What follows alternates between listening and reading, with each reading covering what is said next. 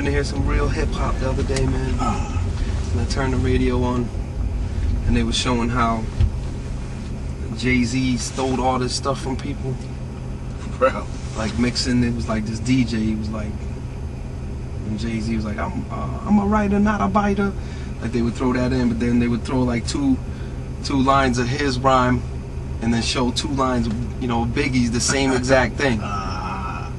Then another line from Rakim, like how he stole, like, it's on Star and Buck Wild, they was talking about it. What's going on with the band, man? Taking you to the spot today, man. Going there right now. Alright. I'm not telling you, man. You talking about the studio? Yeah. Stop by the studio real quick. Let me see what you guys are doing over there. Yes, we take a tour. Dan and Eddie's over there. Oh, okay. Playing around, so we'll sneak up on them. See what they're doing.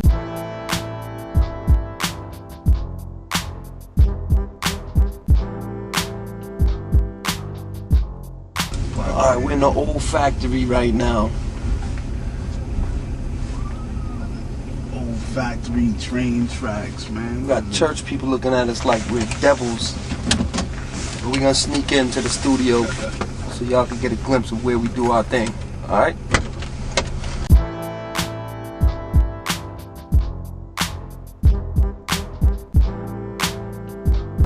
Let's do this.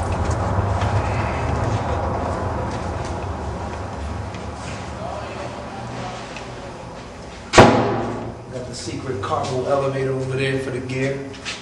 That's how we bring it down. Maybe we'll check that out a little later. Alright. We got the old factory building. We took it, you know, redid it. We're about to go down there right now. Somebody's upstairs doing something crazy, so let's go downstairs before we get into some trouble. Alright. Watch your step now. It's like a cave, scary.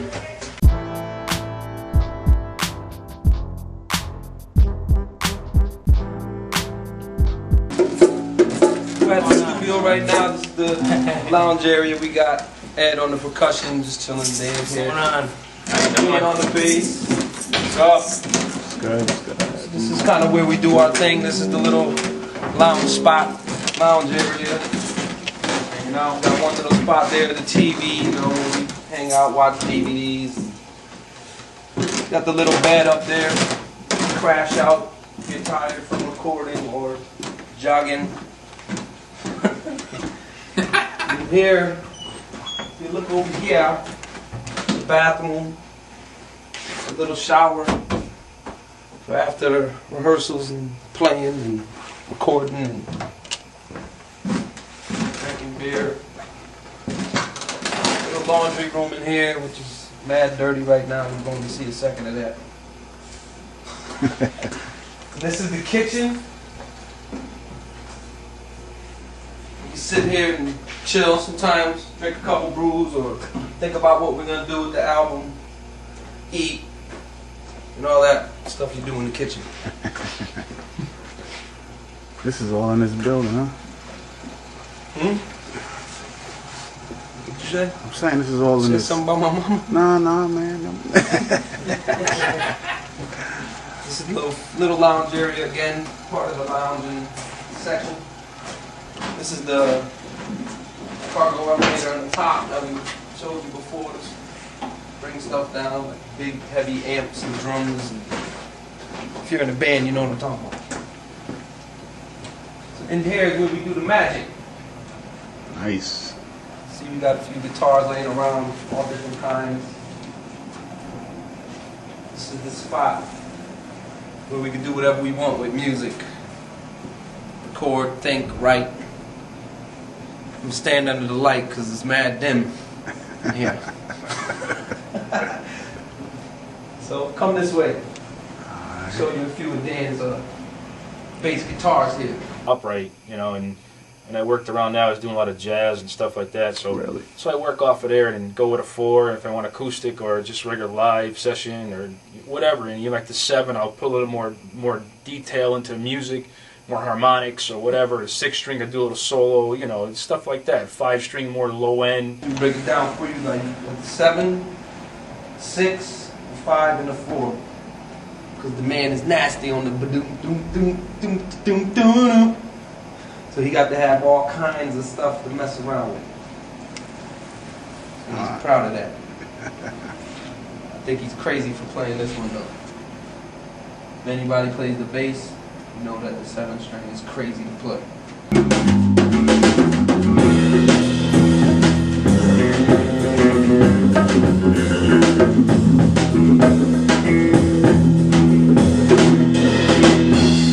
Big ups to Dave. This is another little rehearsal spot. We usually just put the ideas together and hang out, chill, you know. Little PA system hooked up for real simple ideas just to get it together. Take you back here. You see the isolation roofs? This is on. This room here is like more of a utility room. You can also use it as recording. Just set up amps and cases and whatever else you want to do. This is the drum room, which is mad dim and empty right now. We took everything out of it. I don't know if you can see anything, but Probably not. good. Because it's secret. This is the guitar room / mic room. Again, just the isolation booth to do whatever we want to do. Keep it separated with the sound. Right here we're doing some lyrics, as you can see. So that's how we get down. Gotta have mad room and mad space to play. Always the musician's dream to have a space like this.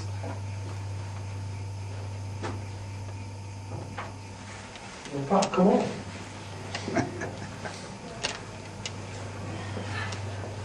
Now, take you to the brain of the operation.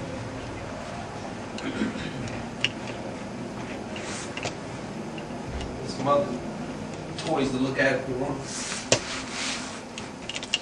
Stolen drum set from our other drummer that we about to pawn it tomorrow and get a 72 Camaro with a big block in it. This room right here is the baby, where we put it all together, engineer, mix, listen to stuff, make beats. We also have this as a recording studio for other bands too, and hip-hop musicians. They come in and record and use our spot. We're not greedy, but we do charge them a fee. That's how it be. And that's about it. This is the studio. This is how we get down. This is where we did the album. Took us 2 years to build this spot, so this is actually the first album that's going to be coming out of here. Straight up recorded by ourselves.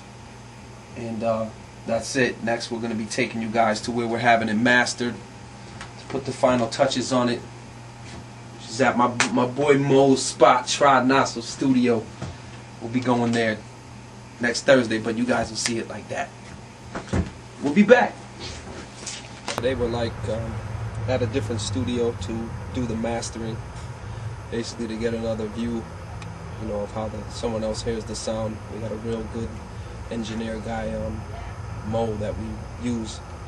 Okay. For, you know, master. He's got a real good ear for any glitches, any sounds that, you know, might be in the background. Someone, you know, farting or something like that. He'll take out of the recording. And I think we just wanted someone else's view on the sound to make the master, you know, the whole complete sound come together. So we came here. This is what we're doing today. With all the world's big promises and all of life's confusing chances, I can only hope. Well, this time on this album, we built our own studio, so we're doing all the mixing and engineering, you know, ourselves. I'm taking care of all that because we used to take care of it anyway in any studio that we went. You know what I'm saying? We would have to fight with engineers to get a certain sound on a snare or a certain distortion on a guitar that they wouldn't, you know, deem correct to sound. So we wanted to be able to be free and just record our own thing and mix it down and see what happens. So this album actually came out real cool to the fact that all we have to use anybody else for is the mastering. And again, that's just for the second outlook on it, to see what someone else hears it as, and so we can actually hear a fresh sound of it too. Gotcha. Instead of just, you know, going through the recording, mixing, engineering, and creating it, writing it, and hearing it all the way to the end. It's kind of boring. I want to hear something of our stuff, you know, with a little bit of twist on it. Right. Fresh sounding for our ears too. I guess we're a fan of our own stuff too. You know what I'm saying? It all started like from back in the day with hip hop, you know, doing that kind of stuff. We've been mixing and engineering and making beats and playing around with mixers and compressors and things that we found, you know, to use in hip hop stuff. So we've been, you know, doing this ever since we started, really, creating studios and places to record and finding somebody's basement to set up the studio in. And, you know, so we finally got our own thing, but we've been doing this for a long time, man. I think it's been about 17, 18 years. Wow. You know what I'm saying? Like doing it all. I could be a little off on it, but it's been a long time, put it that way. That's ain't a lot. Yeah, well, I've been together with the band for about like 15 years at least with Vance. I was the only one who was, I guess, fully 100% interested in hip hop. I grew up, and that's where I started in music, is hip hop. Okay. You know, first just an MC, just writing rhymes. You know, the MC, you know, trying to find guys to make beats and being down with, you know, a whole bunch of DJs, and, you know, I guess I could consider myself old school when it comes to that hip hop thing, and that's where I got my my true skill to put words together. Yo, PMD actually recorded it. What is it? Hit Squad, PMD. The hip hop thing. Again. So I don't know how soon before they're done. Can you interrupt the interview? We're just ready. Hot Nozzle Studios, you know, sometimes the door opens, sometimes the door closes. It's like the music business. Exactly, man. I parked over here. No, I parked in the back. That's perfect.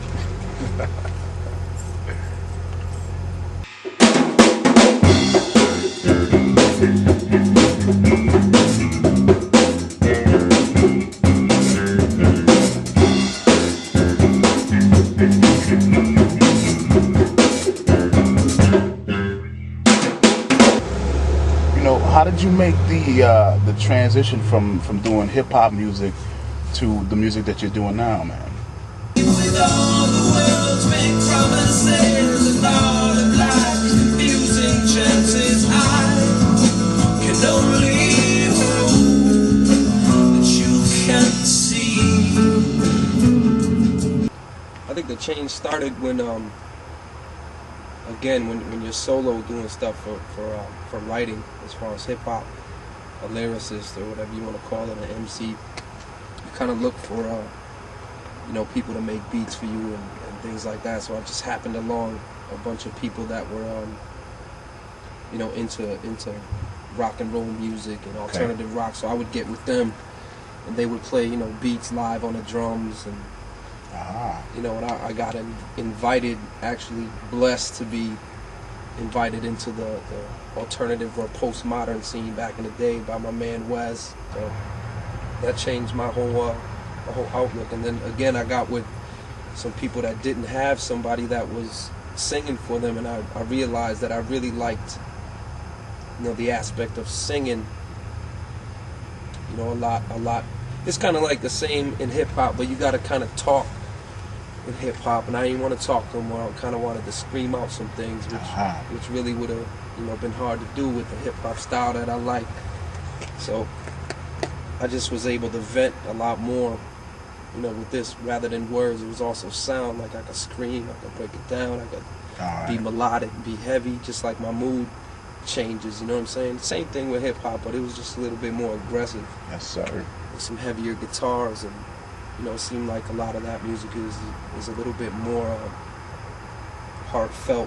Okay. As far as the sound, you know what I mean? Okay. When I want to hear a certain style of music, like mellowed out, that's where I'm turning to hip hop. You know? Okay. When I want to scream and do something else, these crazy cats with guitars was right on the side of me, you know, going crazy with it. Like they was a part of me with that. Right. The fans seem to go crazy too, you know. Nowadays everybody's jumping around and going nuts with hip hop too. So that whole thing kind of mixed in with it too. Like when I mixed in the rock part with the hip hop part, the whole world kind of did it. You know what I'm saying? Right. It was, you know, you had headbangers at hip hop shows going crazy, like Wu-Tang shows, turning upside down and mud throwing and moshing and things like that. So I kind of just seemed like I evolved with just that time that was, you know, coming about. A lot of people got introduced to rock, you know, and hip hop. We kind of came together and took over the music industry at that time. So it was cool. It was cool that it happened to me early enough so I could get involved in both. And I still am involved in both. You know what I mean? I love hip hop. Till I die, I always love, you know, fat beats and lyrics and things people want to say. Okay. And I guess the same thing goes with the rock and roll and the guitars and heavy. Just, I think, playing, man. I like passionate stuff, like players, a guitar player that can make you feel something by just plucking on a guitar. An MC that can make you feel something. There's beat makers out there that just make beats that make you feel something with that beat. You know what I'm saying? Without nobody saying nothing. So I'm interested in the whole music scene in a whole, man. Just, I want to get my foot in everywhere. I'm a fan too, you know what I mean? It's like I have my groups that influence me that I still listen to now. You know, I never throw anything away as far as music. If I liked it then, I still like it now. I'm not a bandwagon, you know, person. I listen to stuff that people threw away because it ain't hot now, but it was always hot to me. Like, big influences for me was like bands like the Smiths. You know what I'm saying? Because they had really good, precise music. You know, in that genre, I consider them the top of their class. You know what I'm saying? Okay. Back then, like rock and roll stuff, like, you know, that everybody listened to, but you know, I don't really think they really listened to them, you know, the way that I took them in, like bands like Rush. You know, to where you had these beautiful musicians, man, that just came together with so many, you know, different changes in their music, and you know, they were a three-piece playing all kinds of like 7 instruments at once. Okay. You know, which freaked me out because doing hip hop stuff, you know, we got 7, 8 tracks of different beats playing, but that's, you know, impossible to do. And these cats were doing it for real, man. It's wild. Their drummer Neil Peart was sick. You know, the singer was crazy. It was just like, wow, man. They influenced me as far as like showing me that I ain't shit. You know what I mean? Like, you got a lot to learn before you can, you know, come up on stages and impress people like you think you could. You know what I mean? Bands as far as influence now that I'm looking at, I like bands like Deftones, Tool. You know what I'm saying? Our Lady Peace. You know, really turned me on with their lyrics and the way that they do things. They you know, stick out from the crowd to me. They might have a single or two that everybody knows, but if you know, again, a passionate musician and lover of music digs into the whole album and sees what they really got to say, what they want to say, not what the radio, you know, wants you to hear.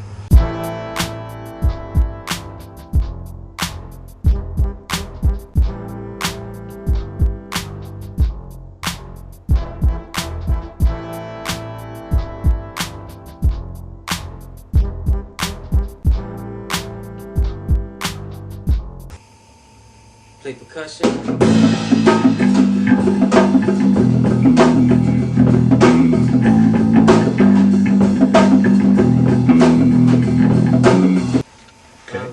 Hand percussion, you know. Nice. Something I enjoy. Yeah, so Eddie's a part of our percussion too now, so he's doing real well. I've been doing it for maybe about 2 years. Dedicated to it. Okay. Because it's always been in my family history. I never considered myself to be a professional musician, but I guess I could add something to this groove, a little bit more of a different flavor to it. Some Latin, some hip hop, just mixing it all up. How long did it take for you guys to actually put this album together? It was basically, it came natural. It took about maybe less than a year. Really? Okay. Just getting in the studio, just sitting down and just Dan will come up with a bass line and we'll just put it together and just take it from there. Yeah, it's like off the cuff, it's like spontaneous, the stuff just comes out. We just, you know, just listen to a little beat here and there, a drum or a bass line or a guitar, and just come off of that and work around it. And it just molds it together like a big bond, man. It's crazy. We don't know where it comes from half the time, you know.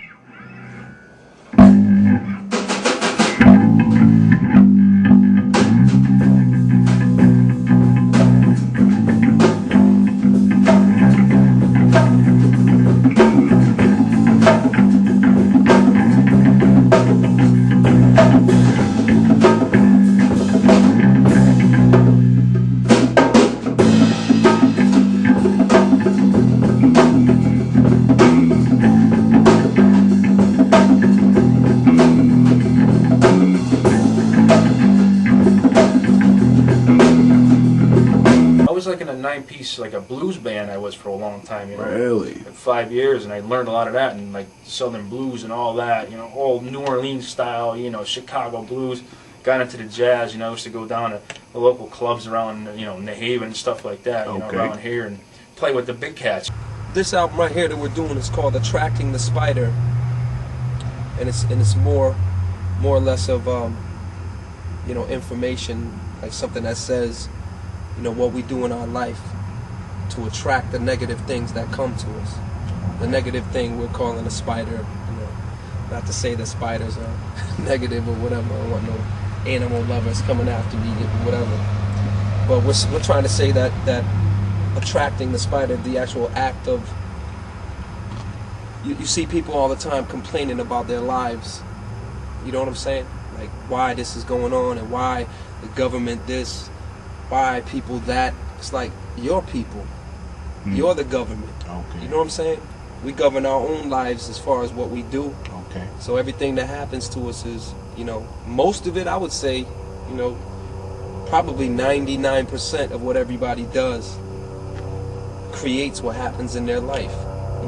All the music is somebody's part of life, you know, and it helps out. And really, if you just listen to the words and what it represents. Basically, the album is gonna inspire a lot of people. It's to help, it's to touch people in a certain way. I mean, we're just trying to spread a message. Right. The whole album is great. When you hear it, it's gonna blow your mind away. Just it's gonna grow on you. You're never gonna be able to put it down. That's plain and simple. There's no heavy stuff on this album. We wanted to just go strictly melodic. We recorded about 30 songs. This album is gonna have 10 tracks. We're gonna hold a little bit back. Okay. And then after this album, hit you with another surprise. Yeah, another album. Really? Yeah, it's already in the works. Ah. Yeah, that's a secret though, man. Ah. You gotta wait. We basically just did this to put it out, just to do it and show people, you know, kind of a more mellow side to us at this time. I would say again, you know, from the second album we did the same thing, but we did mix some kind of harder stuff in it. But now we're straight up just making this like a melodic album for people to just relax and say, hey man, you know, this is a part of the giving too, man. Okay. You know, let's just sit back and relax and chill, without their moms telling them to turn down the stereo because the guitars are too loud and you can't understand what you're saying. It's like, you know, I guess it's more a little bit of a mature, you know, outlook on what we're saying, mellowed out. We'll do it the same live, you know, with acoustic. So it's kind of like acoustic with a little bit more EQ and volume to it.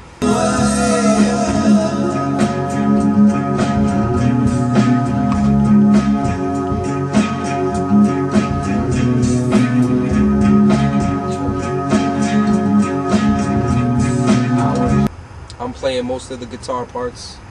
You know, we had a couple of friends of ours come in, people that we had, you know, come in, and again, this is a real relaxed album. This is not a, you know, set together. This is the band, and we're trying to make it. We're trying to go out there and do this. This is a set apart thing. A couple of our friends coming in, playing certain parts.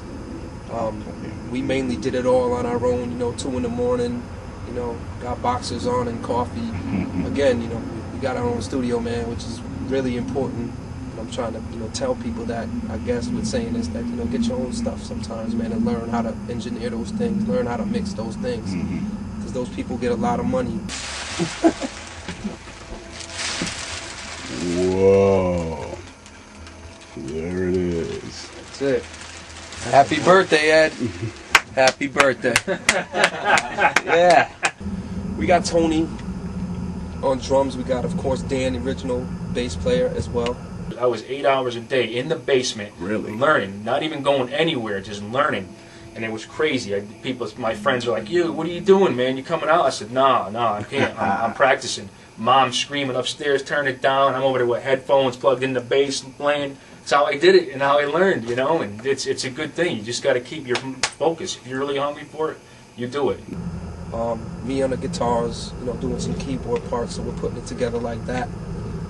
And at this time right now, we're looking for, you know, someone to be our permanent, you know, guitarist. We're looking to find that certain guy that could come in and you know, play everything that we want to play and do what we want to do. And we haven't found that yet, so now we're just creating the album, you know, full bore, man. Just never stopped, and you know, we'll never stop creating that as far as music. So it's Tony on drums, Dan on bass, you know, me, Vance, guitars, keyboards, whatever else we could put in there. We got Ed now, which is a newcomer to the band. He's on percussion now, because we always used to put congas and bongos and shakers and weird little things, and now we got to have somebody to do that to, you know, for the live feel. So, you know, we got Ed now, and he's a newcomer, young buck in this music thing. But you'll be seeing a lot of him. He's down. We love him. He's straight up. So again, you know, we haven't found that guitarist yet that we want to keep. As far as our live show, you know, going out, it's kind of hard to find guys that are really dedicated, you know, to stick in this. And we've been doing it for years, so it's kind of in our blood now. And we want to find somebody that's the same. So we're on a hunt for that. For now, we're just recording and doing our thing until we find that. That's about it with that, my man.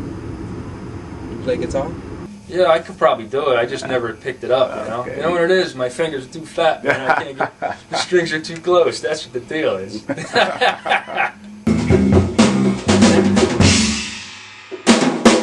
Attracting the Spider, 10 tracks.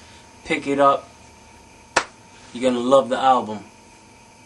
Guaranteed. Our website is www.thegivin.org. Check us out there on MySpace. You know, we're there, man. Just check us out. That's about it with that, my man. You play guitar? Yeah, a little. Still playing them couple chords? Yeah, that's about it.